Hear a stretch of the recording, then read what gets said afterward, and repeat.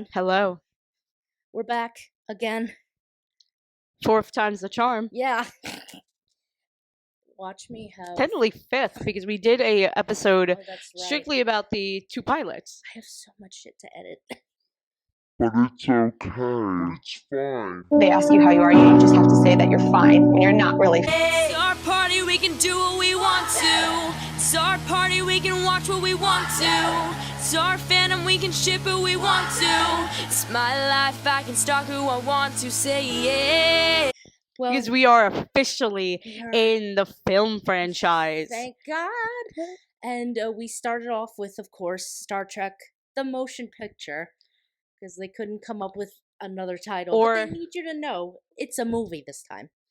Or, if you're me, you look at it as a very long, very drawn-out episode of the show. Because that is what it felt like. Yeah.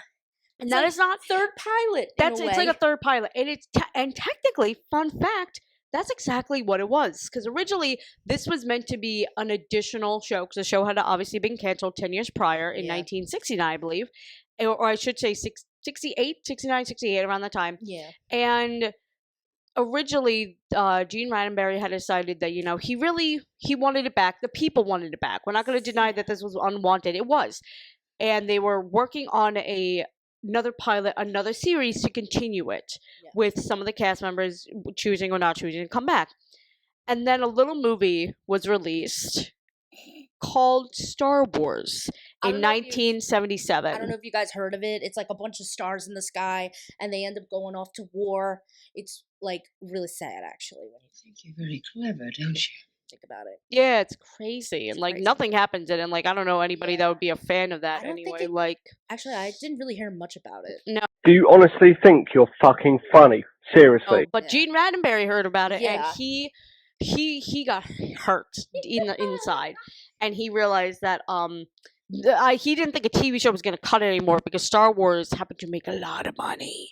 So it did? It made... You're not funny and nobody likes you.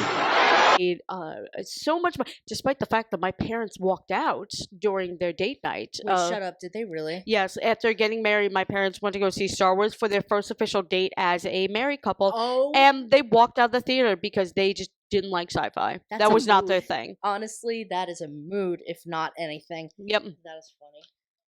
But Gene decided they needed to rework it, so they wrote a script, and they contacted everybody, and some people didn't want to come back.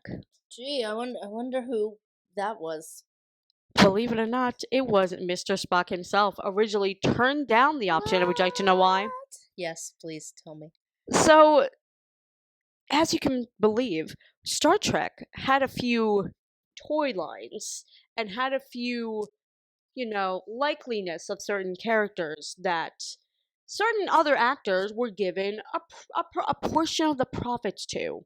Leonard Nimoy was not one of these people, and he took it personally. So he decided that he was done playing Spock. He didn't want to do it anymore because he felt like he was hurt. He felt disrespected, and it just wasn't worth it. And Gene Roddenberry, as well as several other execs, realized you can't have Star Trek, at least the original Star Trek, without Mr. Spock. So they sent Jeff Katzenberg, who you may know from The Incredibles, Pixar, and such. They sent him to New York City, and he handed Leonard Nimoy a check of all the back pay he would be owed. And then he proceeded to get onto his knees in the New York City street and beg him to be in the movie. As one should. So begging you. And Leonard, of course, after that, agreed after going through several rewrites of the script because he wasn't very happy with what they were doing with Spock because, again, Spock was not in the original script. So they had to kind of fit him in, which still barely... I was about to say, did they though? Well, it was also very known by DeForest Kelley. He, Shatner, and Nimoy really got together and were like, hey, we really don't like what you're doing with these actors, and pretty much everybody ignored them. However, George Takei was quoted to say that when script changes were allowed, they leaned favorably in Bill's corner compared to anybody else's. And it seems that while the entire cast returned, so you got to see the main three boys, and then you got to see Scotty, Ahura, Chekhov, Sulu, and everybody. You got to see them all again. Nobody was really happy to be back. Did you get emotional when you put the wardrobe on? No, I got paid.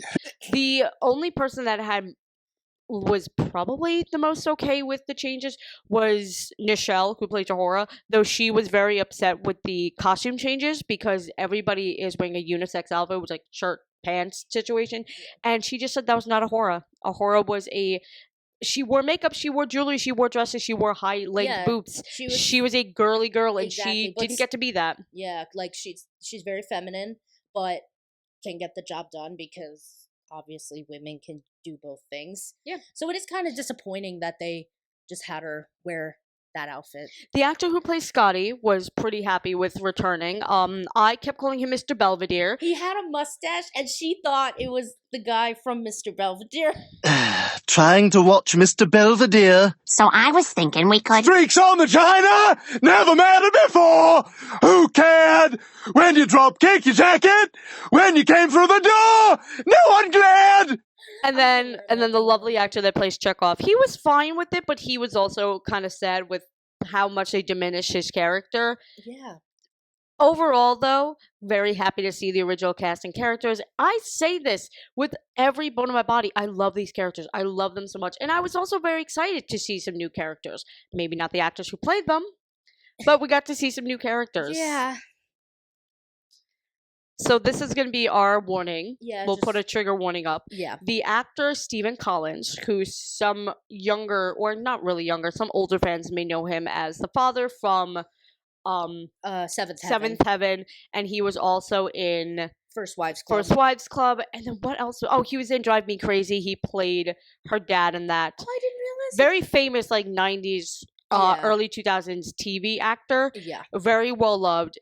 He is not a good person. Nope. We're not going to go into it, but let's just say he got his comeuppance. Yep. And we were very sad to learn that even prior to getting this role, he was doing these bad things. Yeah. And it was like a well-known secret in Hollywood. But unfortunately, he was very handsome and he could act, so he got away with it. Of course.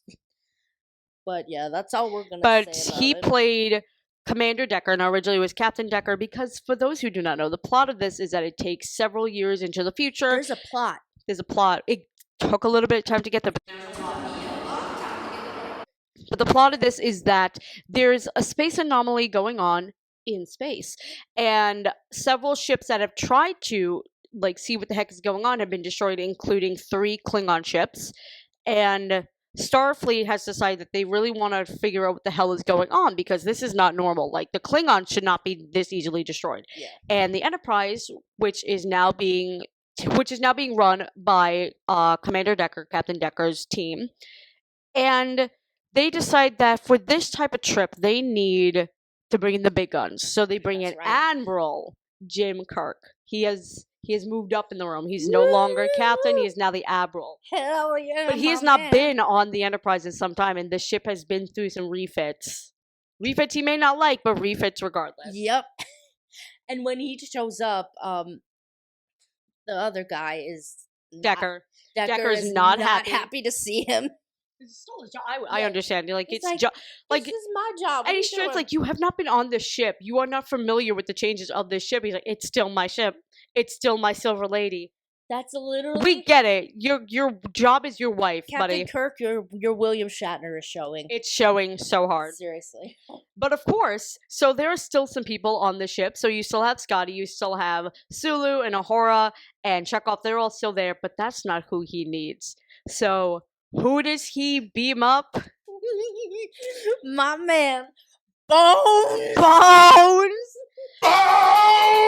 Bones is beamed up from Georgia in a jumpsuit with a beard, and he has a medallion. Talking about chest, talking about crazy cool medallion. And he has the best line in the entire movie. I was drafted.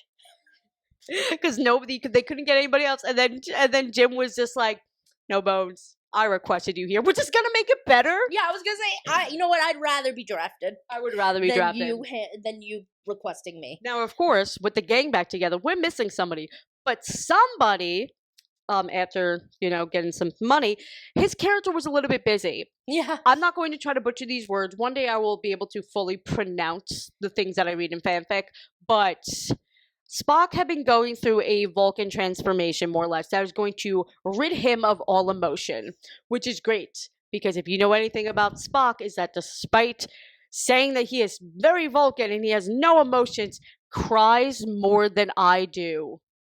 Every season, that man is shedding tears, he is smiling, so I understand why he would want to get rid of it all. Honestly, if but I it doesn't could, work. I would too. But it doesn't work. There's something holding him back. Something was not allowing him to do that. And first of all, amazing hair. He had long hair. I wish he kept it, but he didn't get to keep it. I'm in love with an emo girl. Yes. But they didn't call him back because he's officially retired. He's off on Vulcan. He's doing his own thing. So they have a different Vulcan science officer who unfortunately does not last very long due to the anomaly and through the changes that are going on to the Enterprise while beaming up two of their, I don't say associates, not the right word, two of their officers. Yeah. They unfortunately do not make it back, and their science officer dies during the beam up. So of course Kirk requests that he wants another science officer, particularly a Vulcan, which is never explained because there are other science officers that are not Vulcan. I generally just think he wanted to have somebody similar to. He wanted someone as close to Spock as he could possibly get. Well, of course, there's only one available Vulcan science officer who shows up in a motherfucking cape. Angry as hell. He is so mad. This is the most emotion I think we've seen. Literally. And I don't know if that was intended or not. Maybe that was just Spock. No, I mean, maybe that was just Leonard Nimoy just so annoyed. That was just Leonard Nimoy having to come back to this shit. Letting you know, both the cast and the audience, I don't want to fucking be here right now. And Jim is so excited to see him, and even everybody's on the bridge, and Bones is just like, Mr. Spock, even I'm happy to see you. He was so happy, and he's just like, move. Yeah, and goes to the science corner, and he just starts working automatically out of uniform. And then they have a little chit chat in Kirk's office, and Spock tries to explain what he was doing and why it wouldn't work. And Bones is just like, I'm so happy to be back. His beard is gone. He's clean cut. He's in his uniform, and he's like, I'm so happy that we have to do this all over again. Oh no, you didn't get to lose your emotional virginity. Oh wah. Wah. Listen, we're all here. We're all miserable. Let's just do the damn thing. You know what I mean? We need to be brisk with this. Let's just do it. Which I feel and they tried. I feel like that's just the movie in a nutshell. And that's pretty much what it is. There's also another character, Lilia. She is, again, not very bright, so I do not pick up on different species, but she is an alien of sorts, and she also has a past with the character of Decker. It's very clear that they had previously been together. Clearly, they had a breakup that didn't end very well. Yeah. But now that they are working together, there's a possibility. Just kidding. She gets kidnapped, and she is replaced with an android version of her that has her memories of sorts. Yes. And they use her to be able to track where the anomaly is going. And you find out as we continue on, because stuff happens. But not enough stuff. You clearly know more about this movie than I do. I thought about it. I watched the damn thing. I thought about it. I was just like, is anything happening? The visuals are great. One thing happened, and I need to get closer. I need to get closer to talk about this. So Spock takes a spacewalk out to get closer to the anomaly and gets his ass handed to him. That's just what happens. And I want to make it very known. We're only in the first movie. We haven't watched anything else. And I know that I shit talk Strange New Worlds a lot for kind of backtracking on Vulcan culture, but I've read a lot of Vulcan culture in and out of fanfiction. And it's very clear that their hands are extremely sensitive, and they don't touch a lot of people with their hands because they are touch telepaths. Without a blink of an eye, he takes Kirk's hand. Yeah. And Kirk holds his hand in both of his. Yeah. And he explains that this is what they're looking for. And Bones is there because my man is forever third wheeling. Yeah, which is really funny because last time I checked, that's not how thruples work. They forget about him always. That's like my biggest fear. No, you don't understand. I want to be like, part of me wants to be in a throuple, but knowing my luck, I'd be the odd one out, and everyone You'd would be the cuck in the situation. I'm sorry. Stop! No. Sorry. He dumped my ass, Grandma. We had a three-way and he liked her better. He opened the relationship to her and closed it to me. Oh. Sorry. Continue. But they, as they continue to work towards it, they realize that it's a living organism in space. Yes. Similar to the way that they describe it as a child. And I kept thinking of like Space Odyssey, like 2000's A Space Odyssey, that type of situation. I don't know if I'm correct or not. 2001. 2000. I'm so sorry. I got the year. Oh God, I just pulled a film, bro. I'm so sorry. It's okay. It happens. But they get closer and they realize that the creation that they've been calling Verger, it's actually, when they finally land and they're able to see it, it's actually from Voyager. Yeah. I believe Voyager 6, if I'm correct. Yes. And it's from, like, our era. Like, it's from the 2000s and plus, if I believe. It was supposed to be 300 years ago, so I'm going to guess early 2000s. Yeah, that's what they said.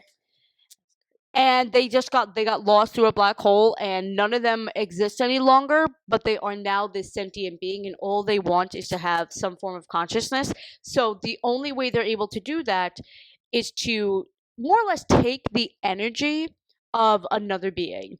And they already have Lilia. Yes. Or Ilya, if I'm mispronouncing her name, I do apologize. They already have her, but they need more than that. So they're looking around. They got three options here because, again, Bones goes with them everywhere. So they got Bones, they got Kirk, they got Spock. But that's not enough. So Decker sacrifices himself because then he can officially be with the woman that he clearly loves. Yes. And they are beamed up and they become a new creation. That was actually kind of a really beautiful scene. It was a very beautiful scene. Again, this series has beautiful cinematography. Oh, it's a beautiful film. It's really just that there are many things that they could have cut from it. Similar to some of the episodes, there's a lot of things they could have cut from it. Oh, absolutely. This movie's runtime is like 2 hours and like 16 something minutes. The first 5 minutes is an instrumental overture with stars on the screen. And the opening credits aren't even playing yet. So they could have cut that easily. They could have, but they didn't. No, but they didn't. Because they were just like, we want you to know, this isn't just a motion picture.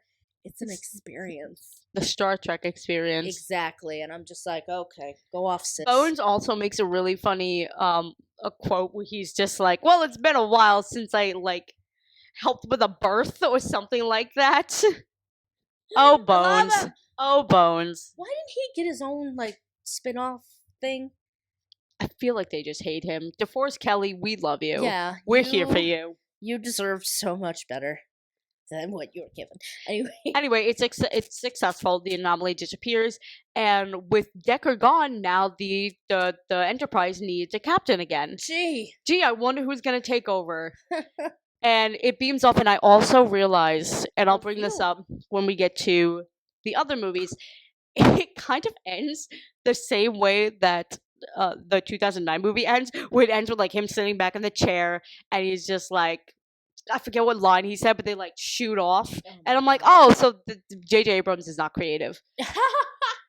Overall, I do have to say some of the changes is very nice. not Leonard Nimoy, I'm so sorry. We know about Leonard Nimoy, but William Shatner made a quote when he talked about coming back and saying that, like, when you play a character, you are not only playing them, but you're bringing like a personality to them. Yeah. And he mentioned that with DeForest and with Leonard, it's been such a long time that they've matured as people, so the characters would have matured as people. And I definitely see that. Like, it's very clear that even though they're all supposed to be in their mid-30s, it doesn't matter. Like, 31-year-old Emily is more mature than 30-year-old Emily. And I'm sure 36-year-old William Shatner is more mature than 35-year-old William Shatner. Yeah. So it was very cool to see them as adults, even though they were clearly adults in the beginning, but they were also very immature. You saw them. He didn't have a girlfriend this time. They didn't have one. No, they gave it to somebody else because he's not young. That's and why the handsome movie anymore. didn't do well. That's why. That's why, because he wasn't making out with somebody. Yeah, they didn't give him that chance. Nope. Spock was right there. He was Bones right there. was right there. They were all right there. But it was very fun. It's also really exciting to like see that these characters like trying to get back into like the way of things because you have, and you got to see the other characters. I almost forgot. You got to see Janice Rand, who we hadn't seen since I want to say season 1 of the show.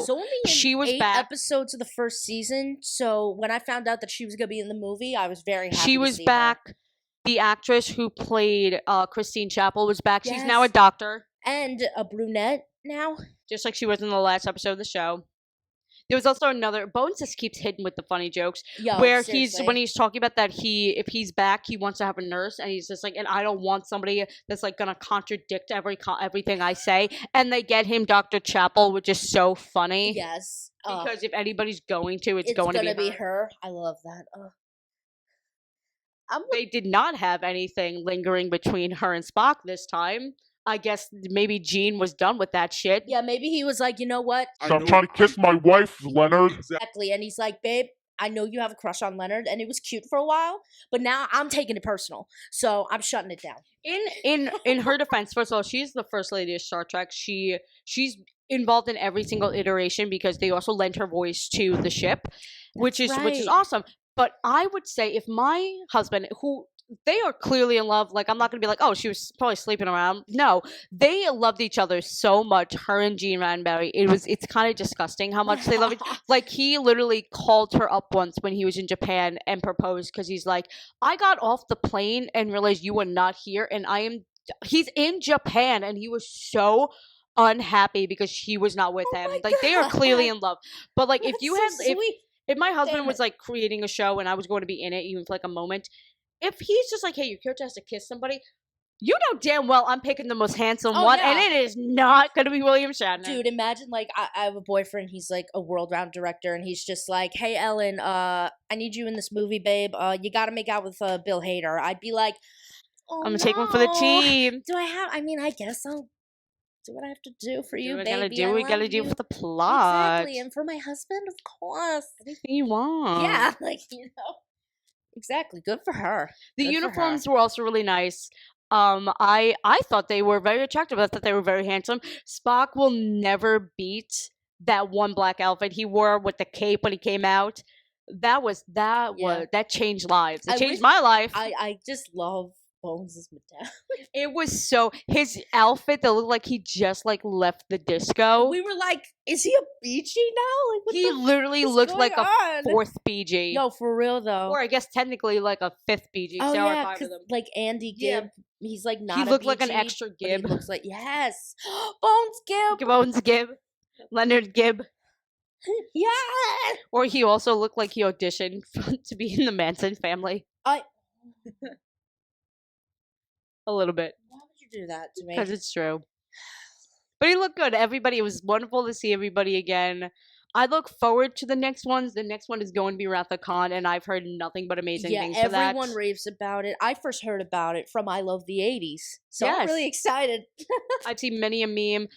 For those who have seen Deadpool and Wolverine, they do the Tahal, and they have like the Spock moment when they're behind the doors. They did. You and I lost it. I was screaming. We're like, Spock! We were like, they done the thing!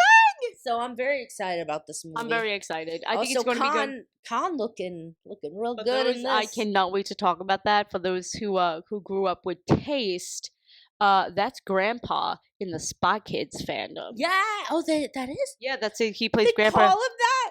He's Grandpa. Like that's his character. He's the grandfather. Okay. He's in a wheelchair. His arch enemy is freaking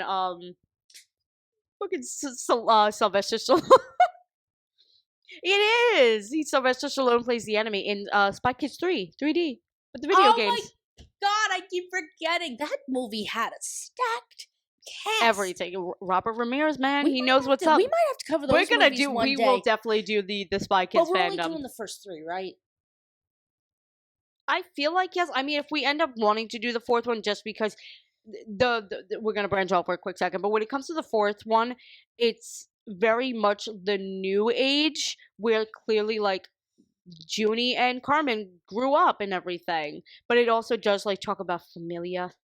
If it doesn't have the actors that I want, no. No. No. How did you feel about the movie overall? I'm gonna be real with you. I didn't know what the fuck was going on, but that's because I'm stupid. And it was just visually stunning. Music, fantastic. Great to see everybody back, whether they liked to be back or not. But the whole time I was like, what's going on? What's happening? Why is the same thing happening for like 10 minutes? I had to look up the Speed plot. it I up. did. I'm very sorry. And again, we've talked about this many times. We are very character driven. There's a reason why we are fangirls is because we latch on to certain aspects. Yes. And we latch on to the characters and we love them, but the plots go over our heads sometimes. We're not the brightest. We've accepted this. Exactly. We're okay with it. Yeah. But I had to look up the plot. And I literally texted him, like, once I understood what the hell was supposed to be going on, I realized, oh, this movie wasn't actually bad. They just didn't explain it well enough. The best way to explain this is that this movie was made for people that have watched the show. If you did not watch the show, 100%. You would not understand, which is fine. I understand it. The problem is we had watched the show, and we were still still confused. So I can only imagine the poor people that hadn't watched it. We watched it. We ended the last episode and then jumped right into the movie. We were fresh on beat with it. Imagine the poor people that hadn't seen it in 10 years. Oh my god. And they're probably on cocaine. They probably just got out of the disco, didn't want to go home yet, needed to wind down, and they thought, "Oh, this looks fun." And they're probably like, "What the fuck is happening?" Did you have a favorite part? This is gonna sound terrible, but every time Decker came on screen, just because you and I would be like, "Get the fuck away." Because of what the actor did. I'm sorry. But... The entire and it's so funny because the mother in Seventh Heaven, she is, I believe, in the final movie. If not the final movie, then like the fifth one. She's in one of the later movies. And we're like, damn, they got both of them. And then it like hit me like a rock to the head where I was like, oh no, he bad, man. He bad. He no good. Yeah. Our faces when he showed up on screen. It was like we were watching like a genuine horror movie. We had no idea. Oh, no, but on a serious note, my favorite parts were definitely one of them was of course Spock holding Kirk's hand. That was good. It was also a very good scene. We've seen that a lot in some fan made videos, so context was wonderful.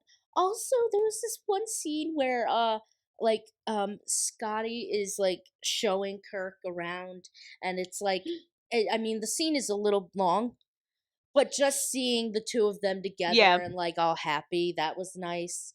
Obviously, Bones, just whenever he's on screen, I'm immediately in a better mood. Yeah. There was a scene when they realized that they were they were in over the heads of what they were going to be dealing with, and they kind of realized that there's this sentient being that they may have to destroy that they don't fully understand. And they look over and what do you know? Spock is crying again. And Kirk is like, for us. And he says no for them, for the anomaly, because he has always visioned himself as somebody that never fit into any world. Even when he physically tried to drain his humanity to be able to fit into the world of Vulcan, it did not work. He could not do it. Yeah. And he always felt lost. And then he was dragged back onto the ship that he finally had gotten away from, finally broke, like he retired, he was away from his friends, like he was living his life that he thought he wanted to live, and he's dragged back now, and now they have to destroy this creature that he like really relates to, and he finally allows his like humanity to slip through. That was a very nice scene. Yeah. Oh, and it really, you explaining that kind of explains why he was acting the way he was when he came back. Like he didn't want to be dragged back into this. Exactly. He didn't have a choice. The way that Bones was like, I got drafted. You were requested? Yeah, you were requested. Spock was literally drafted. Spock was drafted, if anybody. Spock just went to his version of Nam, man. Oh, Lord. Any other favorite scene I have, honestly, is just, okay, I hate myself. I do. Oh, no. It's when Spock shows up on the ship, and again, he looks fine as hell, but Kirk didn't know that he was coming, so he like jumps out of his seat and he's like, Spock, and Spock shows no reaction to him. Yep. And he's like, Spock, like, say something, and he literally like looks to Decker, who is like, holy shit, it's friggin' like Commander Spock. Yeah. And he's just like, do you mind? Like, get the fuck out of my seat. He just starts working, and Kirk doesn't know what to do because he's so happy, and he has no emotion towards Ben. He's not like Spock's usual, like, no emotion. Like, there's emotion there, and it is not happy. Yeah, that's literally me after I have a mental breakdown in the break room, and then I go back to work, and I'm just like, oh, hi, Ellen, nice to... No. Don't. Were there any new additions that you enjoyed? I did like the what's her name?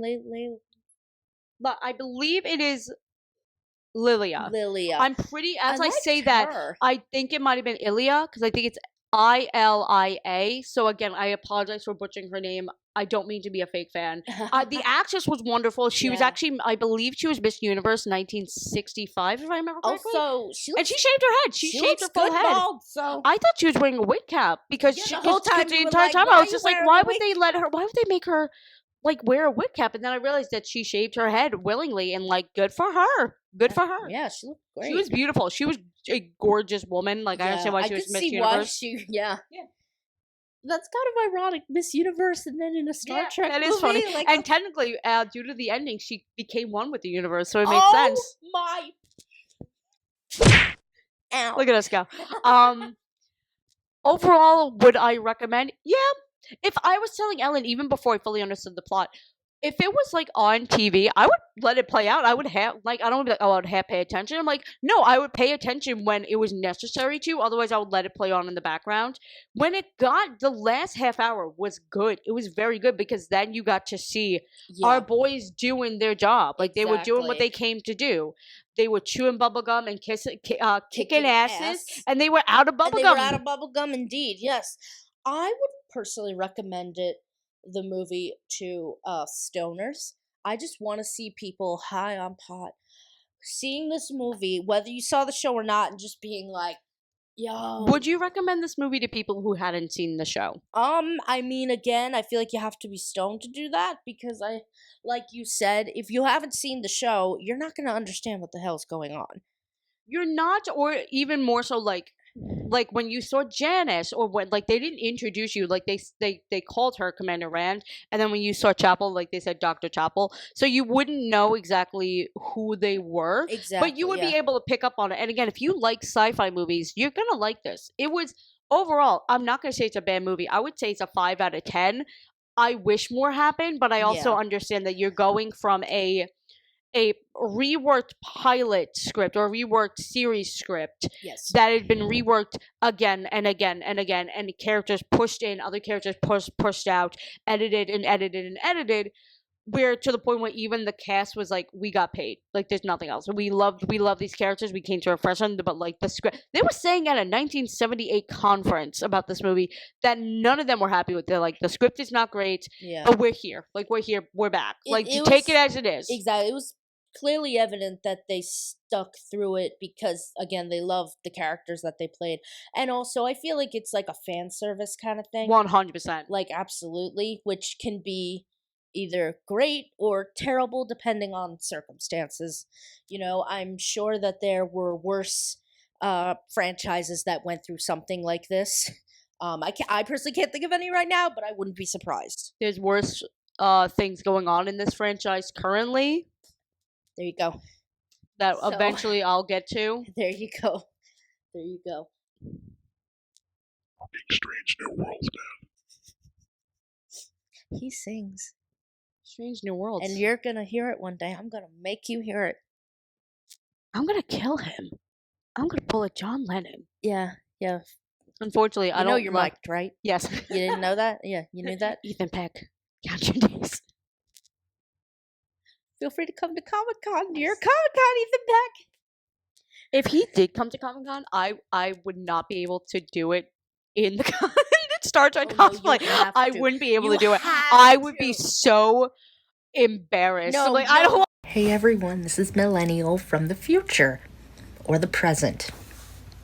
I don't know. 2 things before we continue this episode. Emilee and I did attend New York Comic Con in October of 2024. There's actually a picture right around here. It's us cosplaying as Bones and Spock from Star Trek. And for some reason, Ethan Peck did not meet us. In fact, we didn't know that Ethan Peck was going to be at New York Comic Con until we were on our way home from New York Comic Con. But it might have worked out because I think Emilee would have had a complete mental breakdown if we did see him up close and in person. Also, I think deep down he did not want us to know because of all the threats Emilee made in the previous clip. Enjoy that piece of information, and now back to the episode. Want him to know I'm a fan. Instead, you should go as the wacky Inflatable. No, I'll go as him from Passport to Paris. Wait, no, the wacky thing, but with the beret. With the beret. I'm telling you, right? If y'all want to see top tier comedy, this woman went to New York Comic Con as the wacky inflatable tube man, and it was the funniest thing. I almost died. Okay, go. Hello, my baby.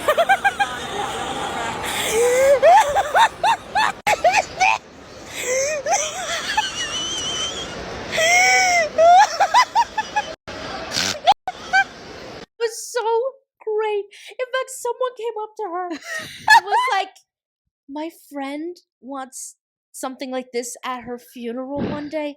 Can I please film you? It's so just. I was wacky, I was waving, I was inflatable. And you were the tube woman. And I was the tube man. It was Is there anything else you'd like to add? A Star Trek motion picture. It's Star Trek, but at the Movies. It's a movie. It's a movie now. We got nothing but movies from this point on. So I don't think we can handle anything else. Pray for me. Hey, don't worry. You're getting to Chris Pine eventually.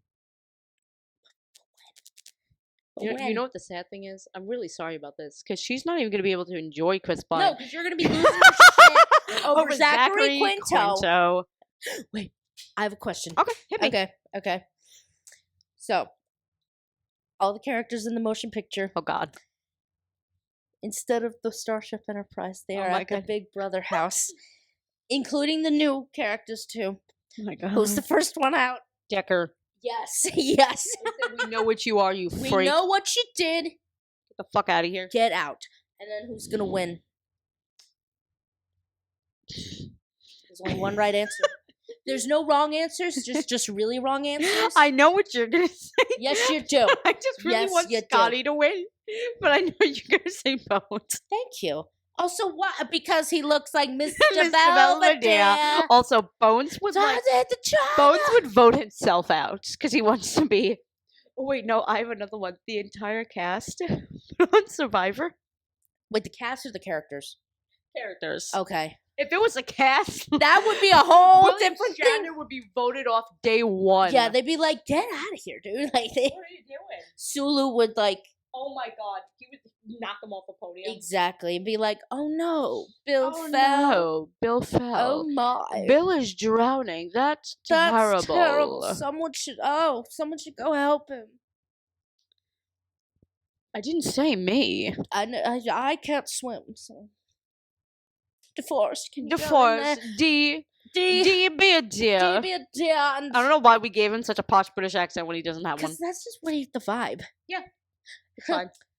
Highly unorthodox. So Highly unorthodox. unorthodox. This is all over there. unorthodox. William Shatner over there. Twink Daddy right here. Spock Daddy over here. Bones Daddy right here. Please, bring him here. That is a DQ. That is DQ. So I think that's it for this one. Yes. I'm not going to. I can't rank them. I said before that it's like a 5 out of 10. I can't rank them between 1 through 6 because we haven't seen them. Yes. But right now I'm going to, and we can adjust this of course. I'm going to put this as a 5. It's going to be 5, at the bottom because for it's me going to be right it's now. going to be in the bottom. But It again, I is. haven't seen the others, so I can't really properly rank it. But it's right now. It's on the podium. Yeah. And Agreed. take it away, Penny. Oh, yeah. Oh. For now, this has been Emilee. And Ellen. And remember to thank your local fangirl, because the thing that you like that's popular, it's because of her. Bye. And pose. We can't stop, and we won't stop.